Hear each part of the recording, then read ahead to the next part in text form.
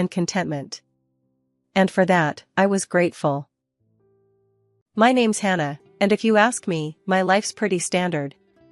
Got a decent job, a husband, Mark, who's been my rock since college, and 2 kids who are the usual blend of sweet and trouble.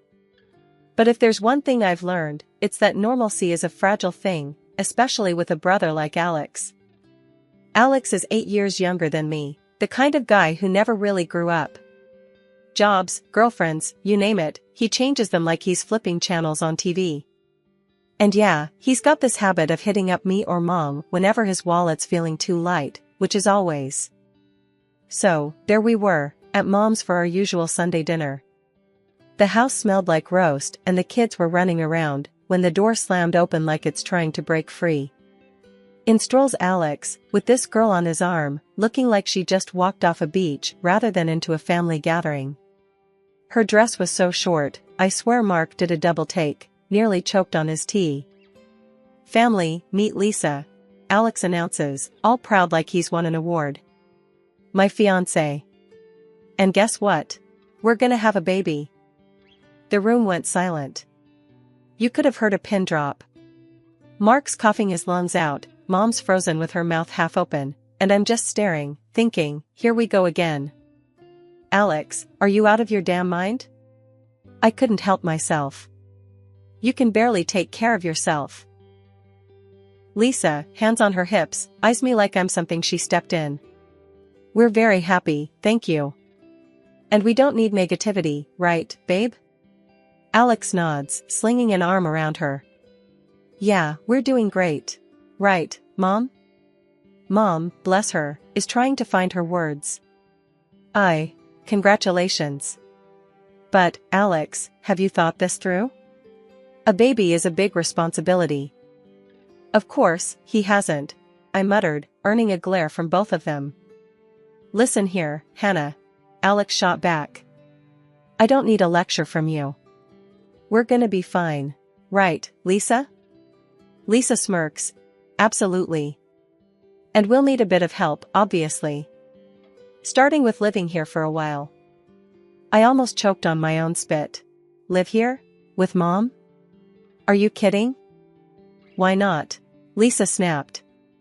It's not like we have anywhere else to go. And it's not forever, just until Alex finds a new job. And when will that be? I couldn't stop the sarcasm. You planning on hitting the job hunt hard between gaming sessions, Alex? He just shrugged, all casual like. I'll figure it out. I always do. Mom finally spoke up, trying to smooth things over. Well, we'll make do. We always do. Right, Hannah? I looked at her, at the resignation in her eyes, and my heart sank. Yeah, Mom. We always do. Dinner was tense after that. Mark kept giving me these looks, like he was bracing for the storm he knew was coming. And me? I was just trying to wrap my head around the circus my life was about to become. After dinner, with the kids in bed and Mark helping Mom with the dishes, I cornered Alex in the living room. You can't keep doing this, you know. Dumping your problems on Mom on me. It's not fair. Alex, lounging like he owned the place, just shrugged. What do you want me to say, Hannah? Life's tough. I'm doing my best. Your best? I was fuming. Dragging a pregnant girl into this mess? Expecting everyone else to pick up your slack? Hey, Lisa yelled from the kitchen. Watch how you talk about us. I took a deep breath, counting to 10 in my head. Arguing wasn't going to solve anything. Not with Alex. Not now. Just, try to think about someone other than yourself for once, I finally said, more tired than angry. Alex just looked at me, and for a second, I thought I saw a flicker of something like guilt. But then he smiled, that carefree, reckless smile that always spelled trouble. We'll manage, sis. We always do. As I went to help with the dishes, leaving Alex to his illusions, I couldn't shake the feeling that we were all on the brink of something big. And not in a good way. But like Mom said, we'd make do. Because that's what families do, right? even when they're about to be turned upside down by one of their own. Having Alex and Lisa move in was like inviting a hurricane into your house and hoping it'd just water the plants. From day one, the balance of our family home was thrown off. Mom tried to stay upbeat, but I could see the strain in her eyes. One morning, I dropped by to see Mom, and the scene was chaos. Dishes piled up, laundry forgotten, and Lisa lounging on the couch like she owned the place, scrolling through her phone. Alex was nowhere to be seen, probably asleep or pretending to be. "Morning, Lisa," I said, keeping my voice neutral. "Need help with anything?" She barely glanced up. "Oh, no, I'm good. Just resting." "You know, for the baby." "Right. The baby." I looked around at the mess. "And Alex?" She shrugged. "Asleep, maybe?" "I don't keep tabs on him." "Of course not. Why start now?" I sighed and started picking up. Mom came in, her smile a bit too forced. "Hannah, you don't have to do that." "I don't mind, Mom. Can't have you dealing with all this alone." Lisa watched us, not moving an inch. "You're so good to your mom," she said, and I couldn't tell if she was being sarcastic. "Someone's got to be," I muttered, throwing a glance her way. She just smiled, unfazed. Later, I caught Alex in the kitchen, raiding the fridge. "Nice of you to join the living," I snapped. "Your fiancée's made herself right at home." He grabbed a soda, not looking at me. "Yeah, well, she's pregnant. Needs to rest." "And you? What's your excuse?" He leaned against the counter, all casual-like. "I'm looking for work, alright? It's not easy out there." Could have fooled me. "Seems like your full-time job is avoiding responsibility." He rolled his eyes, cracking open his soda. "Why you always gotta be on my case, Hannah?" "I'm handling it."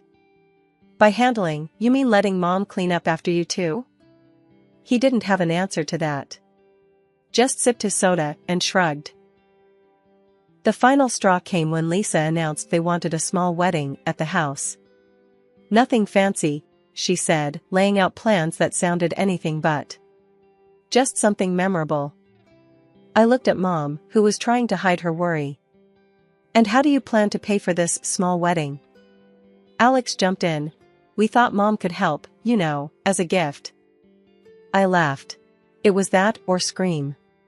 "You're joking, right? You want more from her?" Lisa stood up, hands on her hips. "It's not like we're asking for much. Just a little help." "A little help?" I was fuming now. "You've done nothing but take since you got here. Mom's on a fixed income and you're planning a wedding like she's made of money." Alex tried to intervene. "Hannah, come on, it's just..." "No, Alex. Enough is enough. You two need to start taking responsibility for your own lives. Mom's not your personal ATM." Lisa's face went red, and for a moment, I thought she'd yell. But she just scoffed. "Fine. We'll figure it out ourselves." "Yeah," I said. "You do that." Walking out, I told Mom, "Don't let them bully you into paying for anything. It's time they learned the value of money." Mom nodded, but I could see the conflict in her eyes. She wanted to help Alex, but knew it wasn't helping in the long run. That night, Mark and I talked it over. "You can't keep fighting their battles, Hannah," he said, and I knew he was right. But it wasn't just about fighting battles, it was about protecting Mom from being taken advantage of. The next day, I made it clear to Alex and Lisa. "You're adults. It's time to act like it. No more handouts. You want a wedding, a life, you work for it." Their response was a mix of shock and anger, but I stood firm. This was the wake-up call they needed, whether they appreciated it or not. The addition of a new family member should have been a joyous occasion, and in a way, it was. Lisa gave birth to a beautiful boy, a bundle of joy that brought a rare smile to everyone's faces, especially Mom's. She was over the moon, completely taken with her new grandson. But the joy was a double-edged sword. It was Mom, not Alex or Lisa, who ended up doing most of the caring for the little one. Watching her juggle her grandson alongside everything else was both heartwarming and heartbreaking. Alex and Lisa's approach to parenting was, let's just say, hands off. While Mom cooed and cuddled the baby, Alex was glued to his computer screen, and Lisa was out more often than not, treating them all like her personal playground. The contrast couldn't have been starker. Life at Mom's had spiraled into a daily soap opera, minus the scripted resolution at the end of each episode. On one of my visits, I caught Mom poring over a pile of receipts that could easily be mistaken for a novel, with expenses that made my eyes water. Designer outfits, jewelry, luxury items that screamed extravagance from miles away. And there was Alex, ensconced in his virtual world, oblivious to the real one crumbling around him, his newborn son a mere background to his gaming adventures. Alex, isn't it about time you hit pause and maybe, I don't know, looked for a job? My attempt at lightheartedness did nothing to pierce his focus. He grunted something unintelligible, not once tearing his gaze from the screen. Working on it, he mumbled, the same old song and dance. And Lisa? This, I gestured to the mountain of receipts, isn't exactly helping.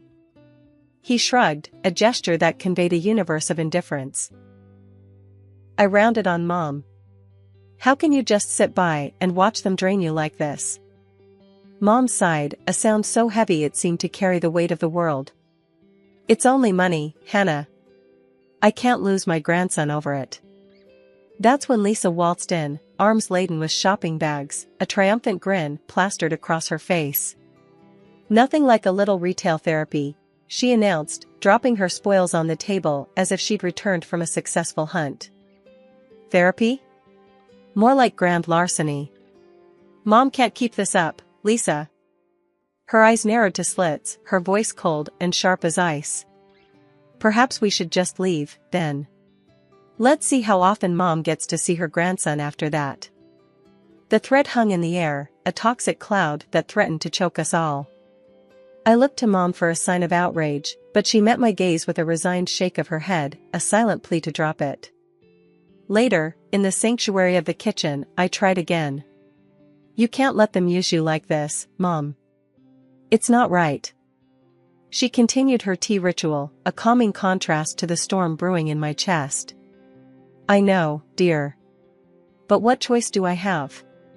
That's my grandson. There has to be a line, Mom. They're walking all over you. She handed me a cup of tea, her eyes locking onto mine with an intensity one rarely saw. I'll handle it, Hannah. Trust me, I've got this under control. Control? The word tasted bitter. Seems more like they're controlling you. She patted my hand, a gesture meant to soothe. Just trust me, dear. As I left, the image of Alex lost in another world while Lisa admired her latest shiny trinket, not at me. Mom might think she had a handle on things, but from where I stood, it looked like we were all being dragged down by their weight. The trouble started when Mom got sick out of nowhere. One day she was fine, the next, she was rushed to the hospital with what turned out to be a serious condition. I was there in a heartbeat, barely had time to grab my purse before I was out the door. The hospital became my second home, sitting by her bed, holding her hand, and praying she'd pull through. I called Alex, tried to get through to him and Lisa, telling them, Mom's sick, she's in the hospital. You need to come, now. But all I got back were excuses. We're a bit tied up right now, Hannah. You know how it is, Alex would say, or Lisa would chime in with, we've got plans already. Can't just drop everything. Plans. Right. Their social calendar was apparently more important than their sick mother lying in a hospital bed. I couldn't believe it. Couldn't understand how they could just carry on with their lives, partying and living it up, while Mom was fighting for hers. I was running on fumes, between my job, the kids, and now this. But I didn't have the luxury of being tied up or having plans. Mom needed me, so that's where I was. Every day, hoping for some improvement, for her to wake up and tell me everything would be okay. 2 months of this hell, and then, just as sudden as she fell ill, she was gone. I was there, holding her hand, telling her I loved her, that I'd look after everything, not to worry. And where were Alex and Lisa? Out. Living their life without a care in the world, not even bothering to see if Mom, or their son for that matter, needed them. The funeral was a blur of faces, condolences, and the overwhelming feeling of loss. But Lisa, in her barely there black dress, managed to stand out, drawing disapproving looks and whispers from everyone. Alex was just as detached, showing no sign of grief, almost as if he was relieved it was all over. The day after, I went to Mom's house, needing to feel her presence, but I was met with Lisa's sneering face. "Looking for something, Hannah?" she mocked, blocking the doorway. "I need to get some of Mom's things," I said, trying to keep my voice steady. "Oh, I think you're mistaken. This is our house now." "You have no business here," she replied, smirking.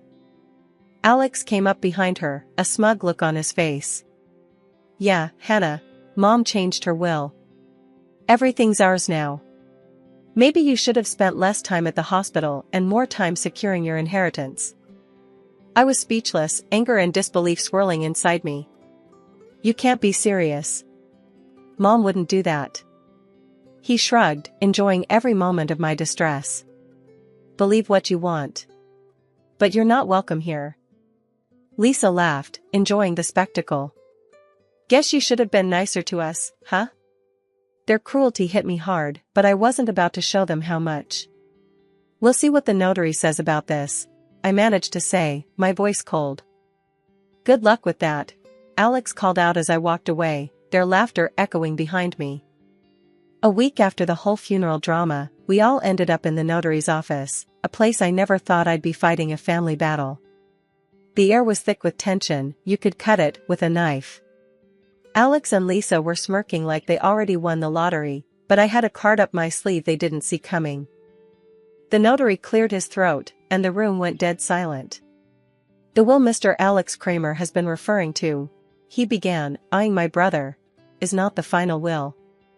Your mother made another visit here, with Hannah, to draft the final document." Lisa's face turned a shade I didn't know existed.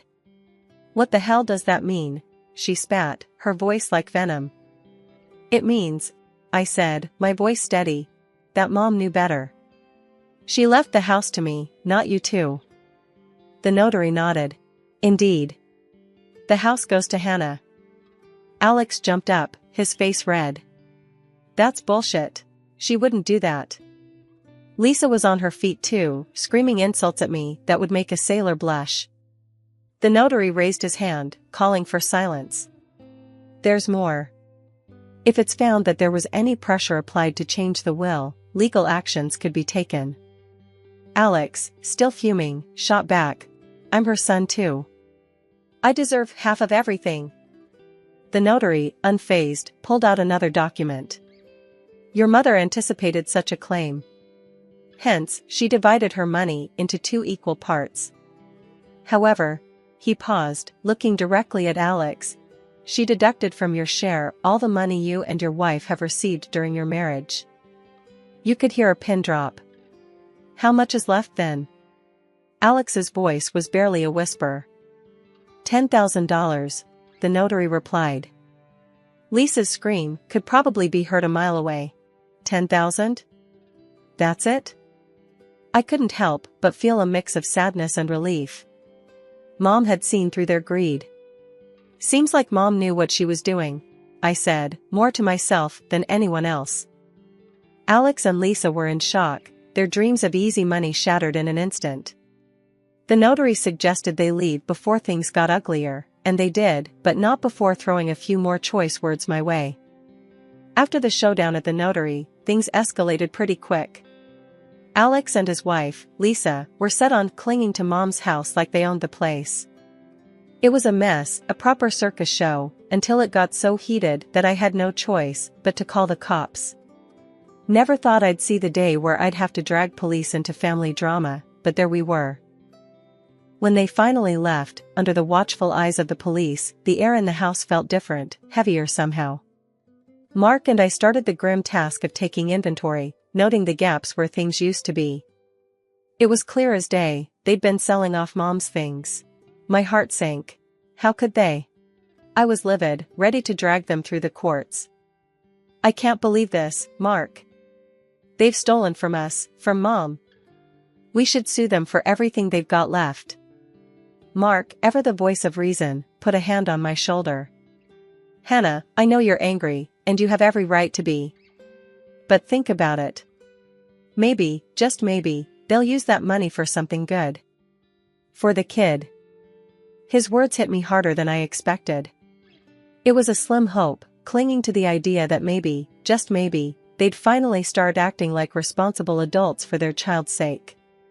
It didn't make what they did right, but it gave me a sliver of hope that maybe the cycle would break with their son. Deep down, I knew Mark was right. Pursuing them legally would just drag us all through more mud, and for what? The chance at a few dollars and more heartache? No, it was time to let go, to move forward and focus on healing, on building something better from the wreckage they left behind. So, I let it go, not for them, but for me, for us. It was time to close this chapter and start anew, with the hope that maybe, just maybe, they'd find their way. Months rolled by in silence, a welcome break from the chaos that had enveloped our lives. But peace has a way of being fleeting. Word got to me that Alex and Lisa had sunk further, living in some rundown apartment, scraping by. Alex was jumping from one odd job to the next, and Lisa?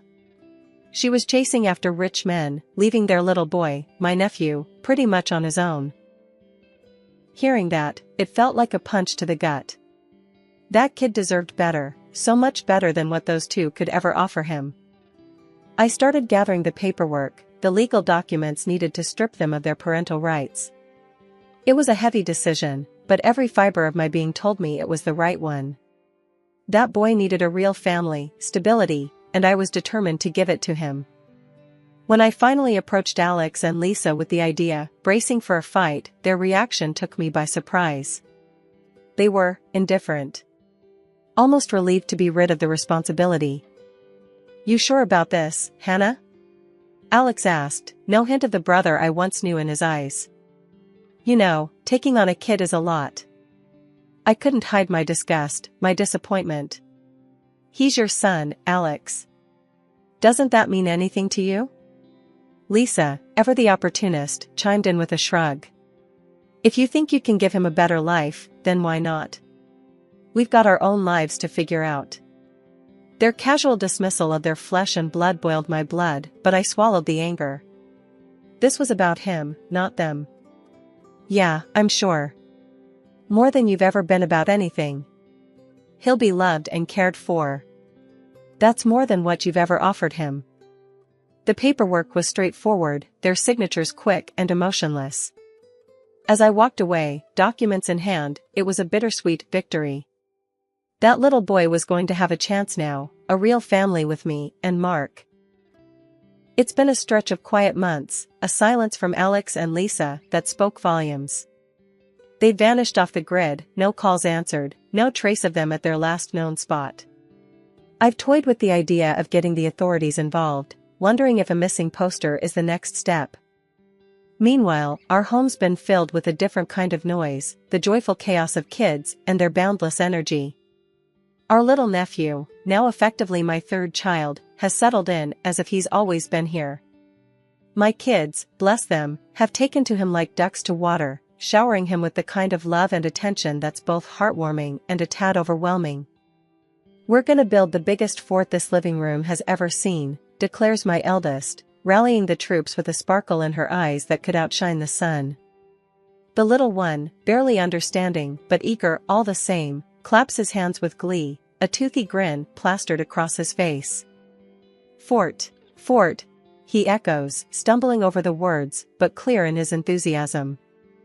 Mark and I, we've moved into Mom's old house, a sprawling place that seemed too vast once, but now feels just right. There's a room for every mood, a space for every laughter, and a corner for every whispered secret. It's become a home in the truest sense, filled with memories we're making fresh each day. "I never thought we'd fill this place up," I muse aloud one evening, watching the kids turn the living room into a labyrinth of cushions and blankets. Mark wraps an arm around me, pulling me close. We always had the space, just needed the right people to fill it. And he's right. This house, once echoing with the past, now thrums with the present and whispers promises of the future. As for Alex and Lisa, their absence is a void, but not one that sucks the life out of us. If anything, it's given us a clarity, a purpose. We've built something solid, something real, out of the wreckage they left behind. We've turned a page, started a new chapter. And in this story, we're all exactly where we're meant to be.